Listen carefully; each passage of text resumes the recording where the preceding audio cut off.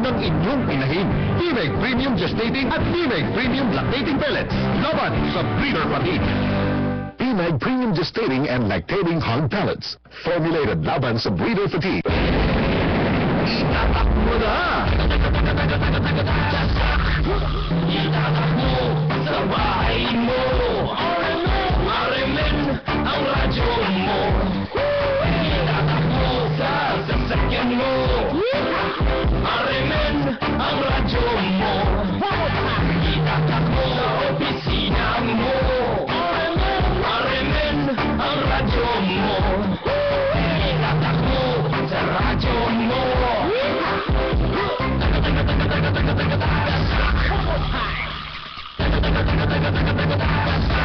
Sa radyo mo.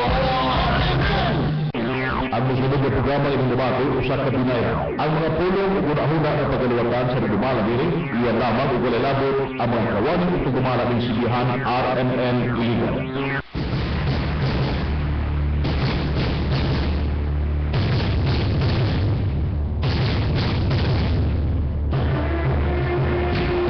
Gala, kumusta? Mayong buntag. Welcome mga kaigsunan sa atong tinumunon. Ini sa sigihanan RMN DXIC. Ang kasayuran alang sa mga katawhan. Ini yung mga lagad sa kahanginan. City Councilor Ariel Parinio Angay. Samtang nagpaabot sa tao atong kauban, nagkarumbutaga. Si City Councilor Pastor Bayani Ariola, wapa, karong taon-taon siguro to, on the way na to. Inig-adlaw Lunes. Pizza 12 ng bulan sa Mayo tuig 2014. Iyantag maingantag maing papinaw sa ato mga suking tigpaminaw. Sa ato mga tricycle drivers, sa ato mga PUG drivers, sa ato mga 44 kabarangay sa Dakbayan, Siligan. Ito sa Tagbay Buntag. Sa ato maantig na Congressman Vicente Bart Belmonte Jr., sa ato Vice Mayor Roderick Marso, sa tanan nga mga konsyali sa Dakbayan, Siligan. Ito yun yung programa, mga kaigsunan. Sa ato maantig na Congressman Vicente Bart Belmonte, sa atong Vice Mayor Roderick Marso, sa mga konsyali sa Dakbayan, Siligan, sa tumong o tinguha, mahatagag lamdag, mahatagad o katinaawan ang mga daghanan kay nga mga isyo. Din sa Dakbayan, Siligan, kanunay kalabutan ang atong katawan sa syudad.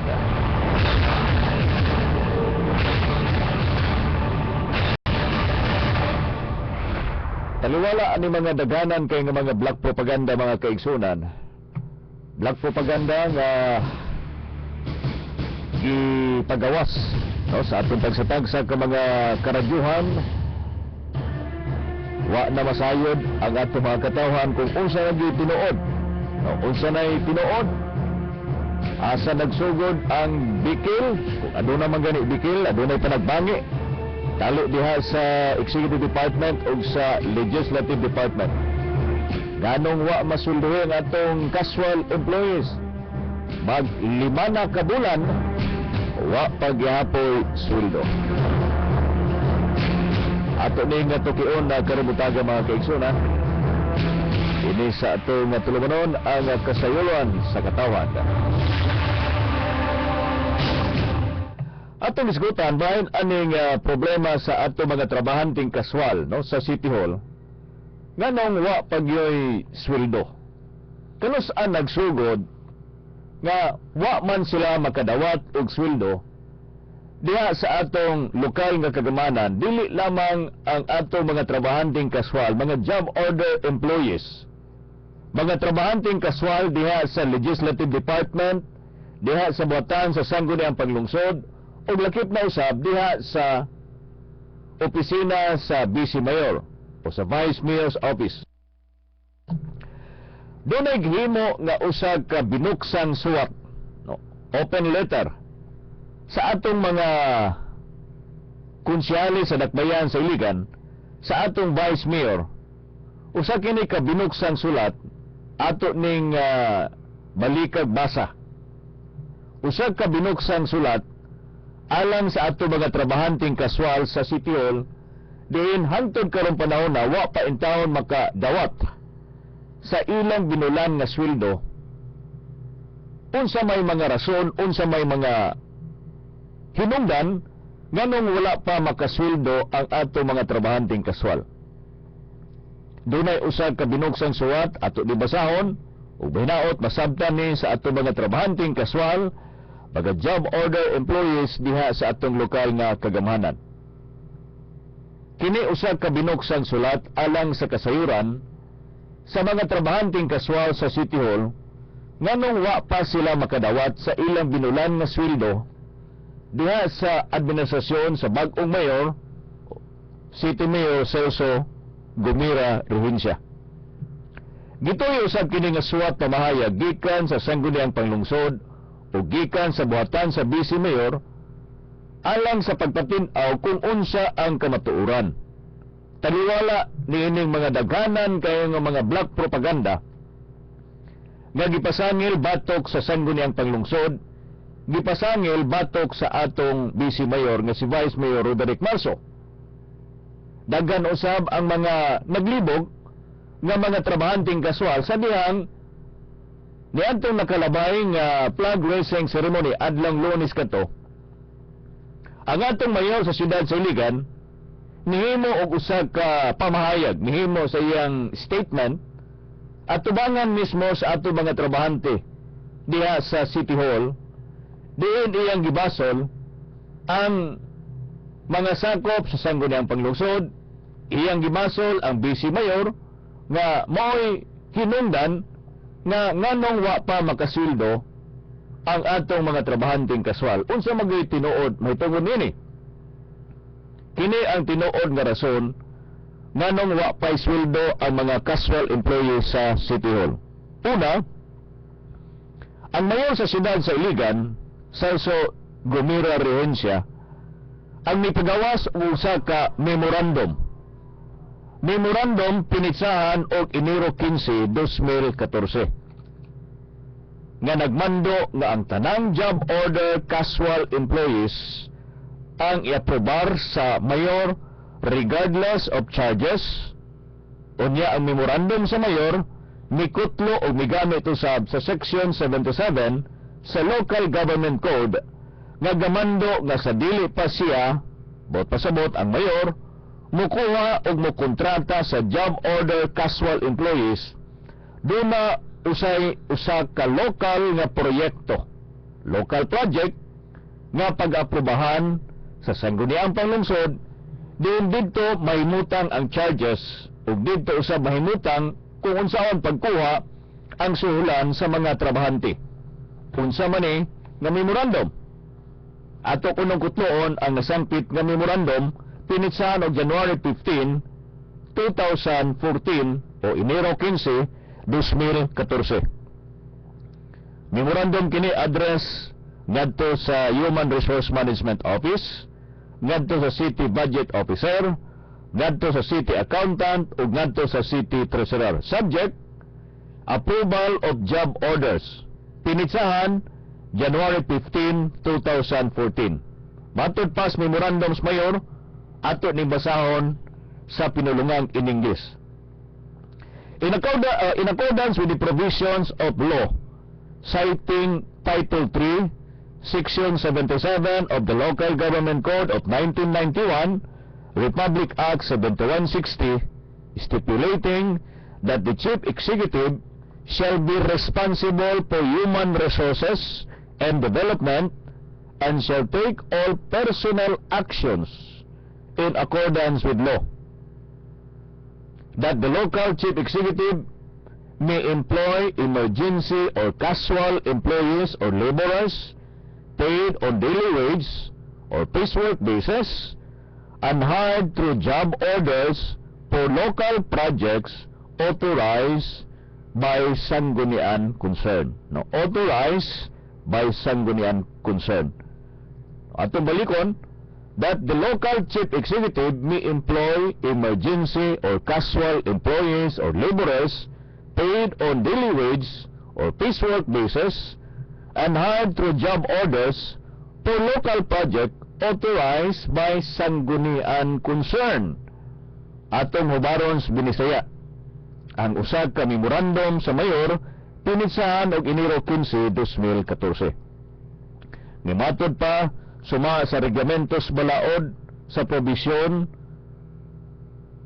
sa Section 77 sa Local Government Code sa 1991, Republic Act o Acta Republica 71 sa 60 nga nagmando nga ang Chief Executive mao'y responsable sa mga human resources and development ug tanan nga mga personnel actions suma pa sa reglamentos balaod na ang local chief executive o pasabot ang mayor sa siyudad sa Iligan mamahimo nga maka-employ, makakuha, maka-hire og emergency or casual employees or mga trabahante na on a piecework basis ug niya ang ilang engagement pinagi sa usa ka job order kung adunay local project no po local project no authorized by sanggunian concern pero og tataw kayo ang gikutlo nga Section 77 of the Local Government Code of 1991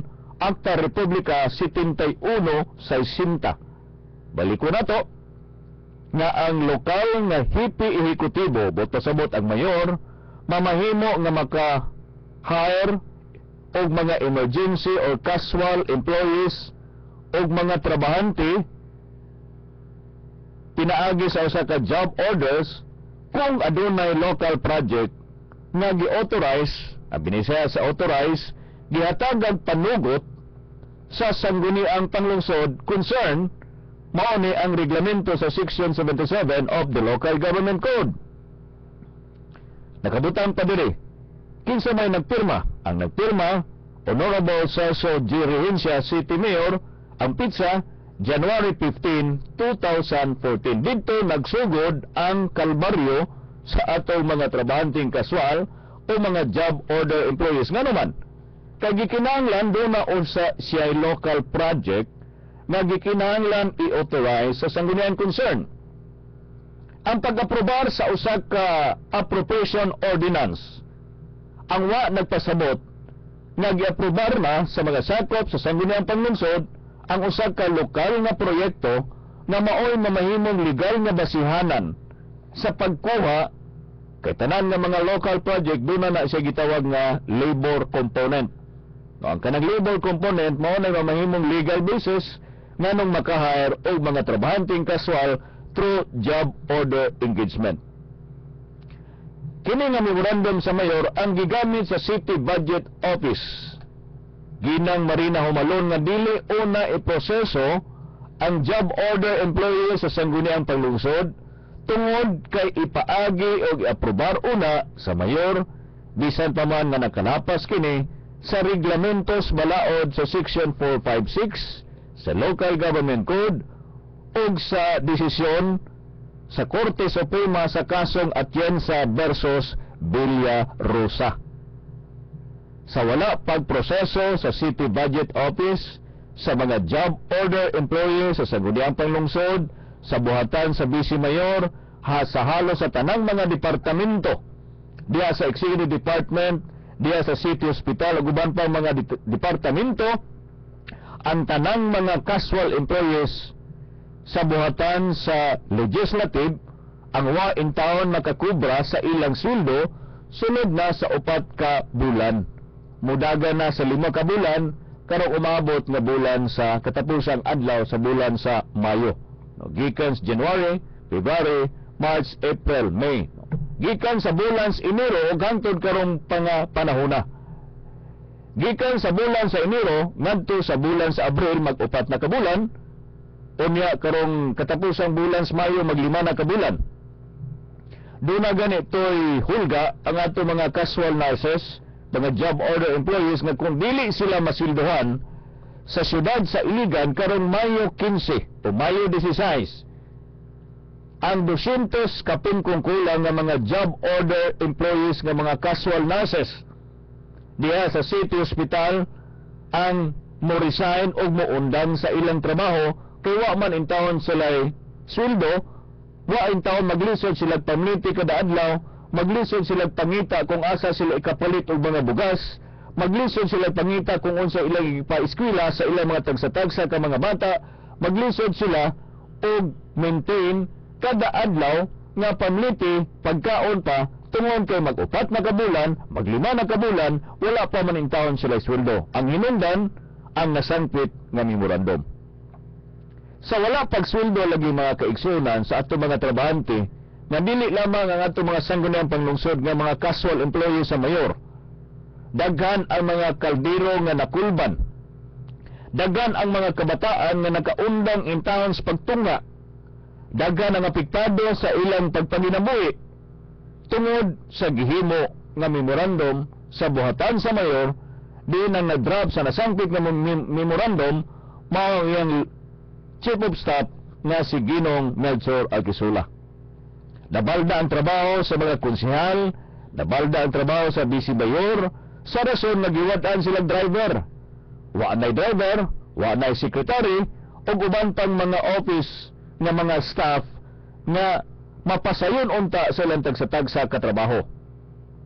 Unya ang pagkapait yun mga igsuon, sa kahimtang sa ato mga trabahanting kaswal sa sangguniang panglungsod diha sa buhatan sa mayor nga human nga wa pag yun sila makadawat sa ilang mga kaswa, sa ilang mga sulan, sa ilang sweldo sud sa 4 ka bulan, sila gipasanginlan nga mga ghost kaswal.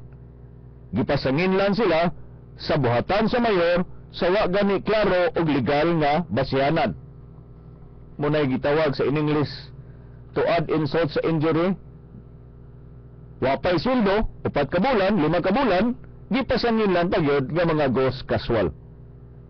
Base sa reglamentos balaod sa Section 456 sa Local Government Code, ang vice mayor ang adunay gahom, ang adunay katungod, adunay otoridad sa pagtudlo sa pagpangahal sa iyang mga trabahanting casual sud mismo diha sa Legislative Department. Apan kini nga gahom, kini nga katungdanan, bisan pa man nagihatag sa reglamentos balaod ang gihikaw kini sa atong mayor ngadto sa atong vice mayor nga si Vice Mayor Roderick Marso. Sa pagkaron tungod kay sa wa pagsubay sa mayor sa mga gimbutan sa balaod, dunay daghanang kayong kaso nga giatubang ang buhatan sa atong mayor, gipasang-at kini nga mga kaso diha sa buhatan sa Presidente, Office of the President, o sa buhatan sa Ombudsman. Unsa ni nga mga kaso? Kasong administratiba o kasong kriminal. Diha sa katapusang ihap sa mga kaso, moabot na ngadto sa 16 ka mga kaso. Karong bag-o adunay bag-ong i-file, ika-17 na. Ang napasang-at nga kaso batok sa mayor, kasong grave abuse of authority, multiple counts of dereliction of duty, kasong GRAP, kasong violation of Section 3, Paragraph A of the Revised Penal Code, kaso nga nakalapas sa mga memorandum circular sa Commission on Audit, acts contrary to law, usurpation of authority or official function, conduct prejudicial to the best interest of the service, o gubantang mga kaso, kasong kahiwian o paglapas diya sa mga reglamento sa balaod. Unsay rason nga nung wa masilduhan ang atong mga kaugalingon nga mga job order diya mismo sa buhatan sa Executive Department. Mga trabahante diya sa Executive Department, but pasabot sa Executive Department, lakip na usab nini ang trabahanting kaswal diya sa City Hospital, City Health, City Engineer's Office, Iligan City Water Works System, ug uban pa tanan nga mga departamento diha sa Executive Department nga adunay job order employees nga engagement. Unsa man ang nasangpit nga rason nga nang wa may sweldo hangtod karong panahon na, bisan pa man nga aprobado na sa sangguniang panlungsod sa siyudad sa Iligan ang nasangpit nga budget ug gahin alang sa mga casual employee sud mismo sa Executive Department. Usbunato aprobado na ang appropriation ordinance. Apan wa kini nagpasabot kung aprobado ng appropriation ordinance, wa kini nagpasabot nga aprobado na usab ang usa ka lokal nga proyekto. Unsay rason mga igsoon? Una, dili makasweldo o maproseso ang pagsweldo sa mga casual job order employees sa Executive Department sa rason nga nag-issue ang mayor sa usa ka memorandum nga ang tanang GO o job order employees ang adunay local project nga pag-aaprobahan una sa sangguniang panungsod. No, doon na memorandum ang mayor nga atong gibasa sa unahan, atong balikog basa. Ang iyang memorandum dated January 15, 2014 matud pa that the local chief executive may employ emergency or casual employee or laborers paid on a daily wage or piecework basis and hired through job orders for local project authorized by the sanggunian concern. No, authorized by the sanggunian concern. No, local project authorized by the sanggunian concern. But pasabot, gikinahanglan adunay usa ka lokal nga proyekto nga i-endorsar diha sa sangguniang panglungsod, dayon ang sangguniang panglungsod ang mohatag og authority, mohatag og panugot, mohatag og otoridad sa mayor nga mo-hire tungod kay aprobado na ang usa ka local nga project. Usmo to, local project tungod kay job order man ang engagement sa ato mga casual employees diha sa ubang mga departamento. No, job order, but pasabot, dunay usa ka local project nga gikinahanglan i-authorize sa sangguniang panglungsod ning Siyudad Siligan base kini sa reglamento sa Section 77 of the Local Government Code. This is the same legal provision, this is the same Section 77 sa Local Government Code nga gikutlo sa atong mayor sa iyang memorandum pinitsan og January 15, 2014. Dili makasweldo kay wa pay local project. Buot pasabot sa memorandum mga kaigsunan nga gipirmahan sa mayor niadtong Enero 15, 2014 nga sa di pa siya mo-hire og job order employees, dunay usa ka lokal na proyekto nga iyang ipaaprobar sa sangguniang panglungsod. Section 77 of the Local Government Code, iyang memorandum nga iyang gi-issue, memorandum sa mayor nga iyang gi-issue January 14 o January 15, 2014. Hangtod karong panahon na wa pa makapangayo ang buhatan sa mayor o otoridad ngadto sa konseho diha sa iyang local project nga maoy mamahimo niyang legal basis, maoy mamahimo niyang basihanan sa pagpangkuha, pagpang-hire sa mga job order employees sanglit mausab kini ang iyang gikutlo nga mga probisyon sa balaod diha sa iyang gipirmahan o pinirmahan nga memorandum kabahin sa hiring for job order casual employees. Subunato, dunay Section 77 nga gikutlo sa memorandum. Gisunod lang sa Human Resource Management Office, pinaagi kaniadto ni Mr. Glenmore Longakit. Gisunod lang sa sangguniang panglungsod, pinaagi sa pagpanday ni Konsehal Providencio Bong Abragan Jr., ang atong chairman sa Committee on Labor.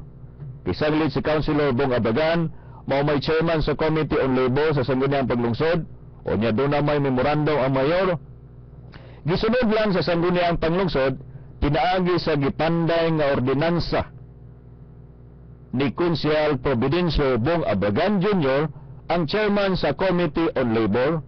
Ang memorandum sa mayor mahitungod sa pagpang-hire sa mga job order employees sa City Hall. Pinaagi sa pagsunod sa proseso na gimando sa Section 77, hinumduman na to, na doon may Section 77 sa Local Government Code na gikutlo verbatim, bot pasabot, pagkamat to period.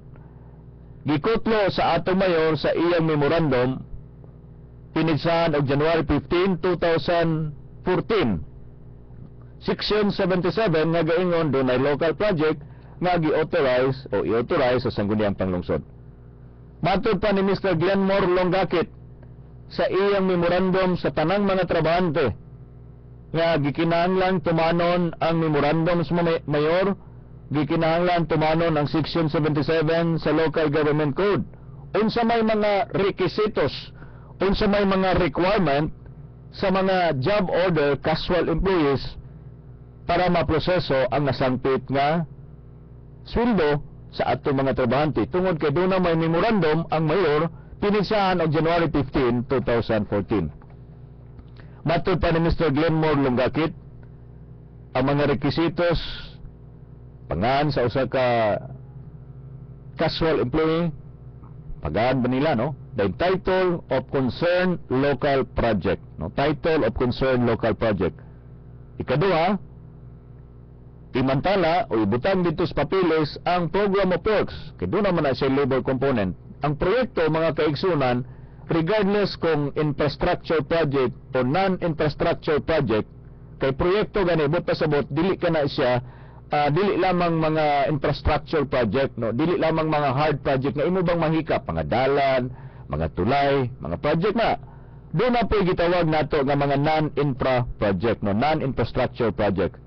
Title of concerned local project, the program of works, corresponding appropriation of the said local project. Dayon kung adunay contractor, panalitan kung civil works gani, panalitan sa City Engineers Office, doon naman na sila mga civil works. The contractor of local projects, if applicable. Palitan sa City Hospital, wa man na sila contractor. So, dili gani applicable. Diha lang ni applicable ang pangalan sa contractor sa local project sa City Engineers Office o sa waterworks baka paralitan by admin ba, administration ang trabaho, or by gibiding baka ni so sa ato mga contractor. Unsa may skill sa tanang mga trabahante, no, skill of each worker, unsa imong skill, unsa academic training and experience, o niya pila man ang daily wage of each worker. So mao ni ang requisitos, requirements na matod pa sa Human Resource Management Office nga si Mr. Glenmore Lungakit.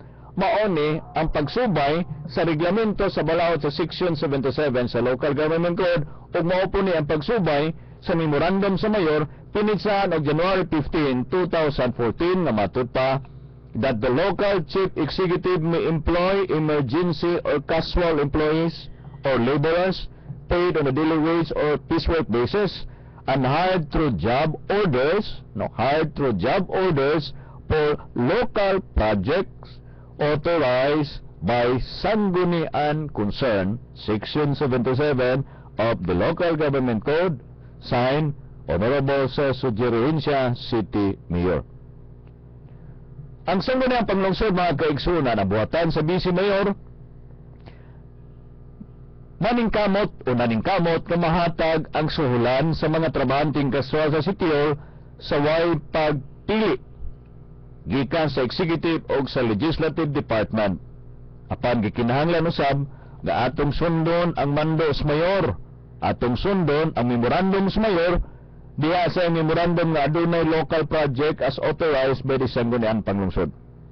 Sumapa sa gibutan sa balaod sanglit ang local project, mauman ang basihanan diha sa pagtangkuha sa mga job order employees sa lokal nga kagamanan apan kining requisitos diha sa iyang pinirmahan sa mayor ang wa niya mismo masunod. Ngano maingon tang wa niya masunod?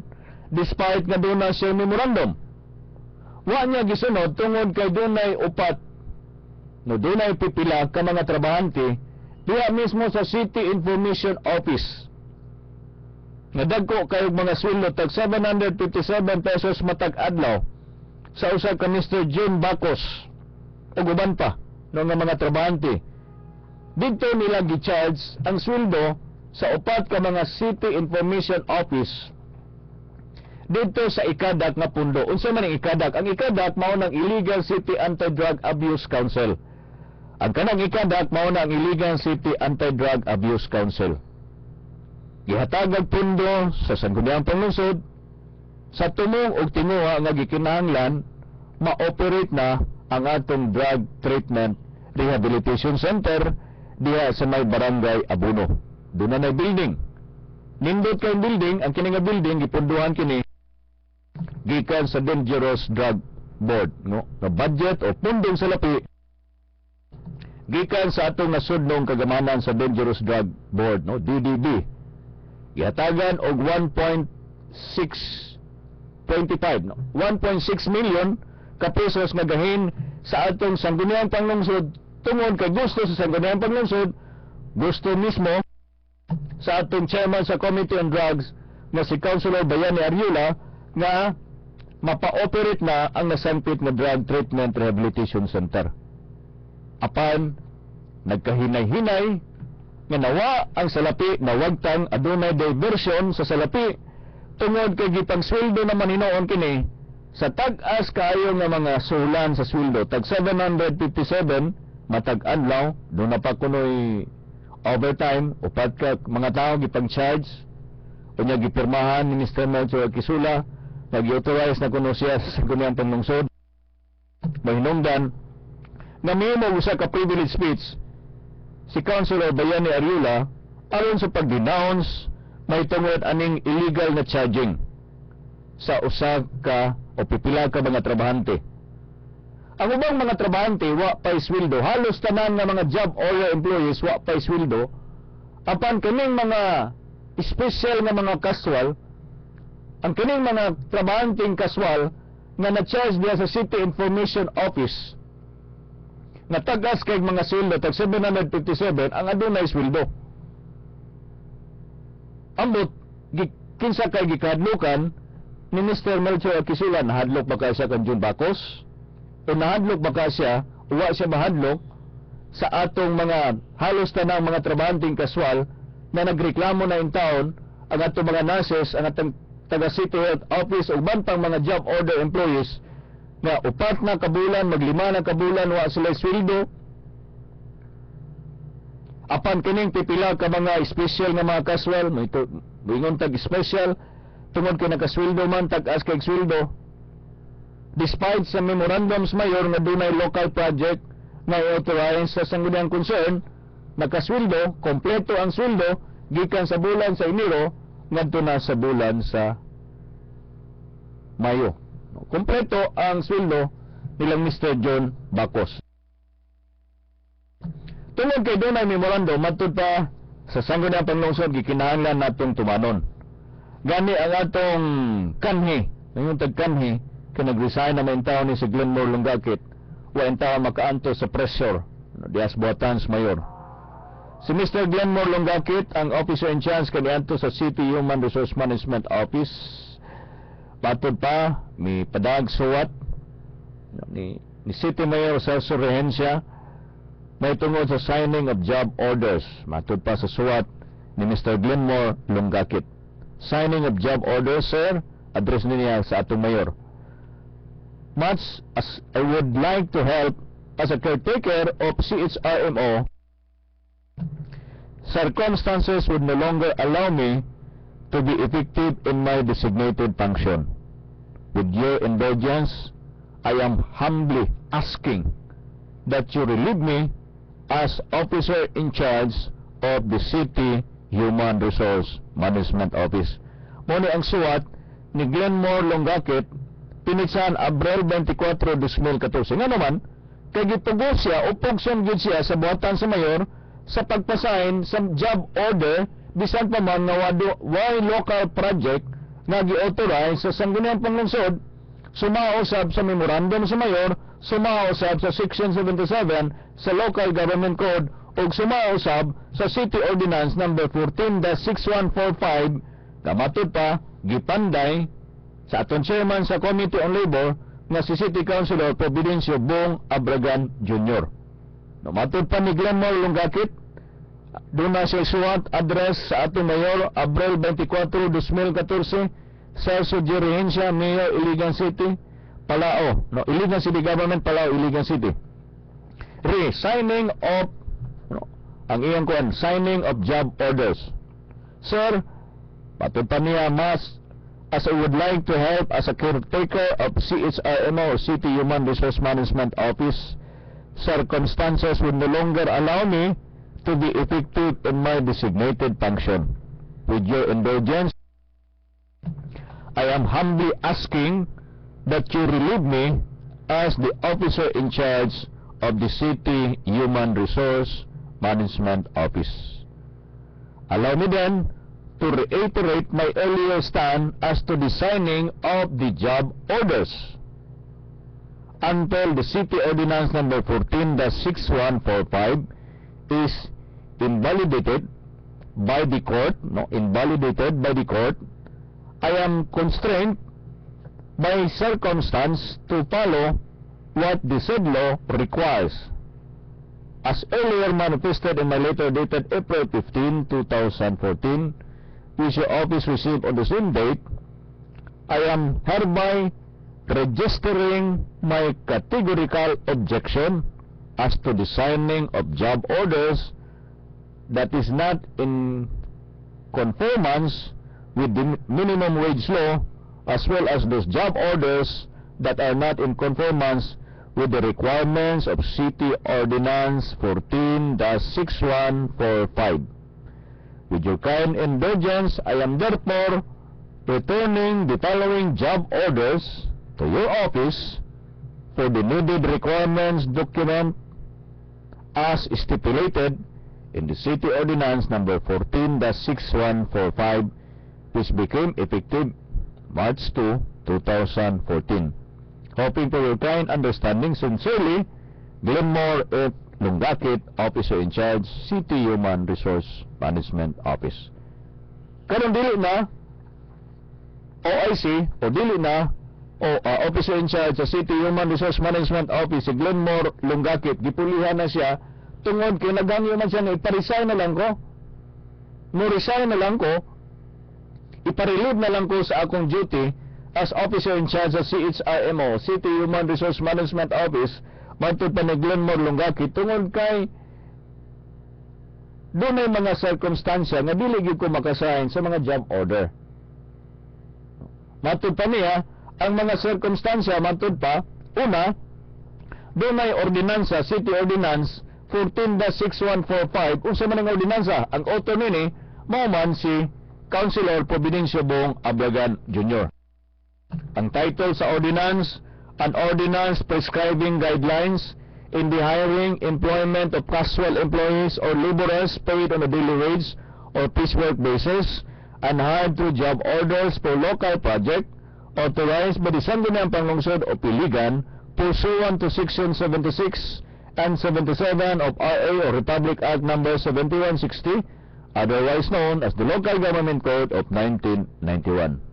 No, doon na balaod nini, no, Section 77 of the Local Government Code, doon na po memorandum ang mayor sa Siyudad Siligan nga nag-sign sa Section 77, doon na po ordinansa nga gipanday si Councilor Providencio Bong Ablagan, ang chairman sa Committee on Labor, nga adunay nag-draft kini, nag-prescribe kini mga gabayan, guidelines, diha sa pagpang-hire sa employment, hiring, employment of casual employees, diha sa City Hall, pinagi sa section, pinasubay sa reglamentos balaod sa Section 77 of the Local Government Code.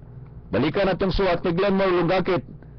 Nihangyo si Glenmore Lungakit, matutan niya, with your indulgence, I am humbly asking that you relieve me as your officer in charge of the City Human Resource Management Office. Nanghagyo in town si Glenn. Matutan niya kung inyo magani kung papirmaon niya na yan ang mga job order, dili ko mo pirma. Kung inyo di kong function, with your indulgence, matutan niya, ako magpaubos, ako naghangyo, nangaliyo po, na imo na lang kong i-relieve, imo na lang kong ipapahuway, i-relieve ko nimo as your officer in charge sa City Human Resource Management Office. Kung imo gyud kong function nga pagpapirma. Kaning iyang suwat, address kini sa atong mayor, pinisa na Abril 24, 2014. Matud pa ni Glenmore Lungakit, i-relieve na lang ko as your officer in charge, kaya di yun ko mo pirma, hangtod nga dili ma-invalidate, hangtod nga dili na mahimong ideklara sa korte nga illegal ang City Ordinance number 14-6145 na gisponsoran, authored by City Councilor Providencio Abagan Jr. ang chairman sa Committee on Labor sa Sangguniang Panglungsod. Apan matud pa ni Councilor Abagan ug mga adlaw ato ning interview karon tatong buntag atong interview si Councilor Abagan apan do naman sa court hearing ug mga adlaw ato ning interview unsa ba ning City Ordinance number 14-6145 kay mao ra ba intay gipasanginlan si Councilor Abagan ang Sangguniang Panglungsod ang chairman sa Committee on Labor nga ang Sangguniang Panglungsod kuno maoy nahimong babag nganong wa pa masilbi ang executive department, nganong wa pa masilbi ang mga casual nurses, nganong wa pa masilbi ang mga job order employees diya sa executive department. Usbo nato, dili lamang ang Sangguniang Panglungsod ng way sildo kay gitangtang man sa atong mayor sa Sudad Siligan pinagi sa iyang memorandum. This is the same memorandum na gigamit sa atong city budget office na wala niya silbi o wala niya giproseso ang Sangguniang Panglungsod ng mga job order. Matud pa nila na unay kunustari ang nasampit nga mayor sa Sudad Siligan tungod kay di naman sa memorandum ni adtong mga panahon na. Yung memorandum dated January 15, 2014.